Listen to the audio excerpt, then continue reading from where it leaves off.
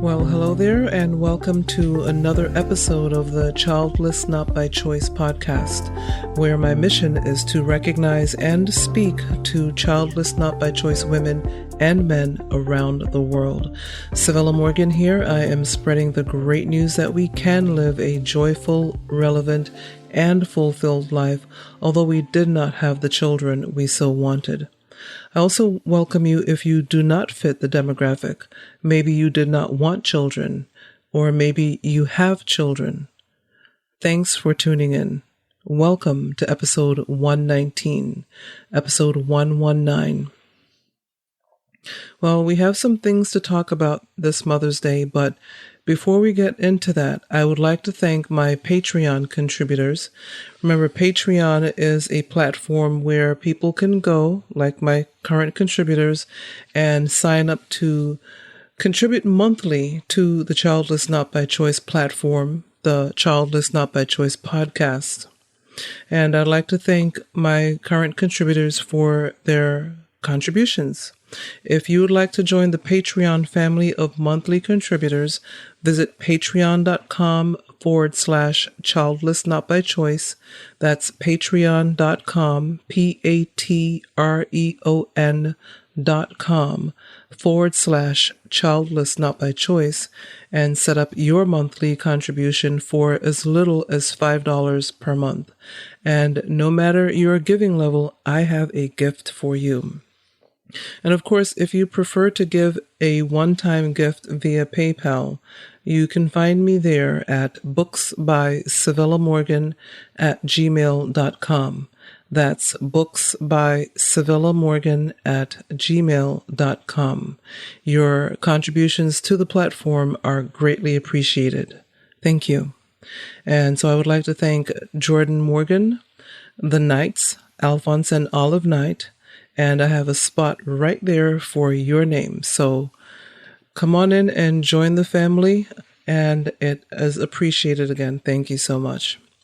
I also wanted to share some fresh new information. As many of you know, especially if you follow me on Facebook or any social media platform, sometimes I post my little graphic of all of the podcatchers, as they are called, the podcast players that I use to listen to podcasts. Well, I'll be honest, there is one that I use quite a bit, and probably quite a bit more than the other podcatchers. Not that I like them any less, because I have them all on here for a reason. I like to listen to different podcasts and different podcatchers. And in fact, I listen to the Childless Not by Choice podcast in all of the podcatchers, so I know what the listener experience is. And so that if you ever have a question about a particular podcatcher, I might have the answer. I might. And if I don't have the answer, I can get it for you. Some of you may be asking, what is a podcatcher? Well, a podcatcher is a podcast player app. Whether you have iOS or Android, you can go into your app store and search for a podcast player app. Now, if you have an iOS, an Apple device, there is already a podcatcher on there. But if you have an Android, you would probably have to go to the App Store and download a podcast player. Well, long story short, the podcast player that I listen on the very most is called Stitcher. Stitcher, Stitcher. Yes, that is the name of this podcatcher or podcast player that I use. So wherever or however you're listening to this podcast right now, take a moment and check out Stitcher. Those of you listening on Stitcher already get why. For those who don't know what Stitcher is, again, it is a free podcast app for iPhone and Android, and it is home to over 260,000 podcasts. Stitcher also has smart recommendations, playlists, a car mode, even a sleep timer. I use the sleep timer quite a bit because I listen to astronomy podcasts at night, And sometimes I can feel my eyelids closing down, but I really want to hear what this particular astronomy podcast has to say. Well, I set the timer, and you can set the timer for 5 minutes, 10 minutes, 30 minutes, whatever. And I figure I'll be fast asleep in maybe 10 minutes. So I set the timer to 10 minutes, and it stops it after 10 minutes. It stops the episode. And then I can pick up where I left off the next day. So that's what the sleep timer is all about. Well, while the Stitcher app is free to use, they also have a premium subscription service called Stitcher Premium that has exclusive bonus episodes from top shows, exclusive shows from top hosts, and ad-free listening. Because a lot of times you can hear an ad in the middle of a podcast that you like, but there is ad-free listening available. Well, for Stitcher, the ad-free listening and everything else I just mentioned is just $4.99 per month or $34.99 per year. That's US. So check out Stitcher Premium today and remember to use my promo code NOTBYCHOICE. Not by choice is the promo code when you go in to get Stitcher at these very low prices of either $4.99 per month or $34.99 per year. Promo code not by choice. Thank you, Stitcher, for allowing me to promo you. I do love Stitcher. I'm not just saying it to promo them. I really do like the app. Well, let me start by saying this. Although it may sound like I am starting a conversation in the middle of a sentence. Who likes that? Nobody. But it kind of feels that way, so I wanted to say it up front.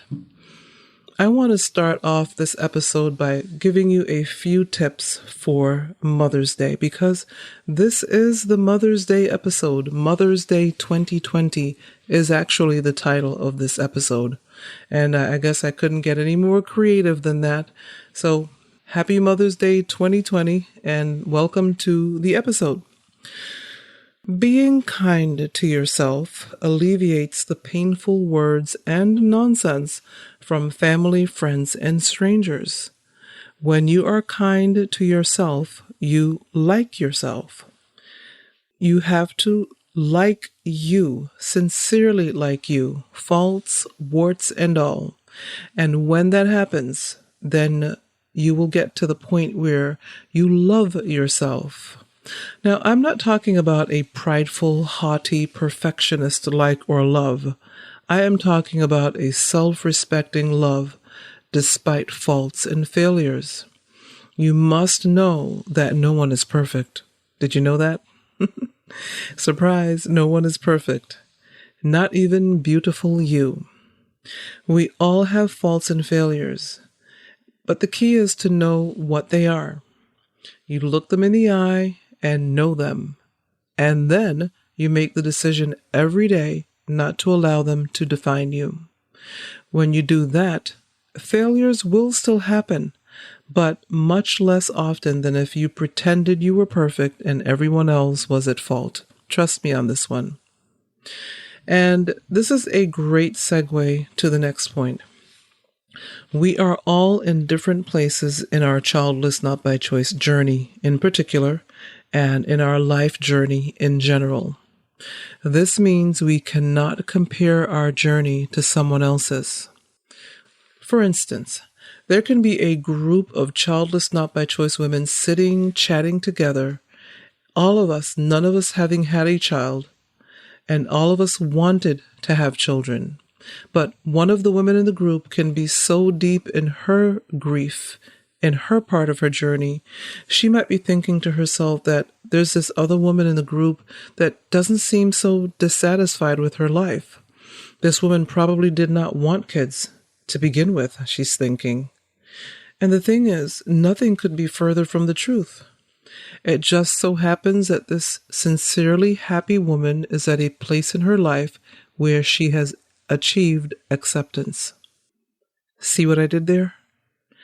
The key word is achieved. It takes work to reach acceptance, And even after acceptance has been achieved, she may still have her moments that last a few seconds or a few minutes where she feels a tug, a whisper, or maybe she even sees that whisper of what might have been. She can see it in the way she sees a family walking down the street, no matter what her age currently.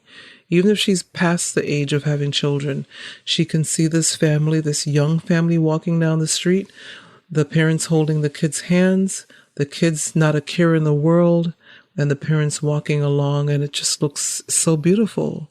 And that's how you see a whisper of what might have been. But what's important is that we know that it's a whisper. It's just a little blip of looking back, but knowing that you have achieved acceptance.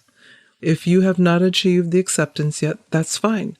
We're all in different places in our journey. And that's the point of this little story. It could be 10 of us sitting in a group, 20 of us, and we're in different places in our journey and feeling different in different ways about our childlessness. No way is wrong or right. It's just where we are in our journey. So that woman who is deep in her grief, it doesn't completely disappear. It blends into the fabric of who we are, our experiences. It doesn't get erased, forgotten, or ignored. It may by somebody else who's not experiencing it, but for you, I'm talking to you. It's not going to be erased, and I'm not trying to compel you to erase your past experiences, your past feelings, your past expectations, and the number of times you may have tried IVF, or the number of miscarriages you may have had, or the number of fibroids they took out after each myomectomy. Those things cannot be forgotten, but you can get to a place where you achieve acceptance. And that's something that no one can take away from you. And if you're not there yet, like I said, it's okay. You will make your way there, and sometimes not even realizing that you're there or making your way there until you get there. So be where you are. A friend of mine sent me this thing. I'm going to turn away from my mic because I want to read it, but she sent this to me a while back via Facebook, and I'm telling you, I just can't forget it, because when she sent it, I really needed to hear it, and I actually printed it on really nice paper, framed it, and it's now on my wall in my office, and that's where I'm recording from right now. And it says, "The place where you are right now, God circled on a map for you." The place where you are right now, God circled on a map for you. You're where you're supposed to be. You can't be 10 miles ahead if you're here right now. And you can't be 10 miles back if you're here right now. You may look back, but don't stay back there. There's nothing back there for you. And you may try to look ahead, but you really can't see the future. None of us can. Be where you are right now and be okay with it. As long as you know you want things to get better if they're not as good as you would like them to be right now. You're on a journey. We're all on a journey. That's what life is. And you know that little saying, it's not the destination, it's the journey. It sounds kind of, I don't know, cheesy, campy, I don't know, but it's true. It's the journey, because you may think you're trying to make your way to a certain destination and can't wait to get there. You can't wait to feeling better about your childlessness or the way things have turned out for your life. You can't wait. But the fact is, it's the journey that's strengthening you and getting you to that achieved place in time. When the insensitivities come, and they will be met with, if not now, at some point in your journey, proper boundaries of self-respect and self-love. And such healthy boundaries will allow us to deal with insensitivity year-round, but especially on Mother's Day. Well, I could not end this bittersweet Mother's Day episode without wishing my own mommy a happy Mother's Day. My heart is still broken into a million pieces. May 6th will be a year, but it feels like just yesterday that she left this earth, where she was bound by constant pain.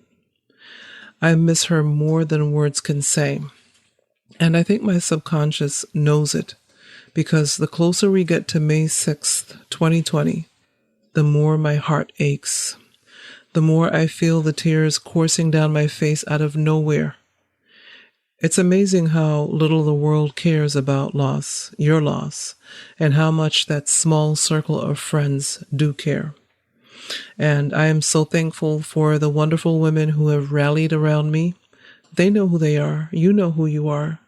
The wonderful women who are physically nearby, as well as the wonderful women, the admins in our Childless Not by Choice group, who have their own lives to deal with, but still tend to you, to our Facebook group.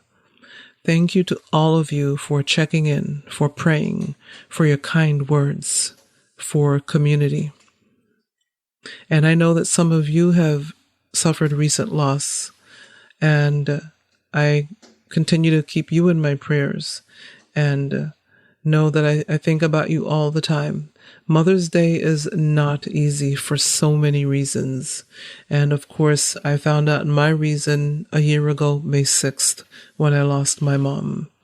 And I know I've told the story before, but they had just released her from the hospital that Friday, and she passed the Monday, which means I thought she was getting better. I had no idea we were losing her, even on that Friday.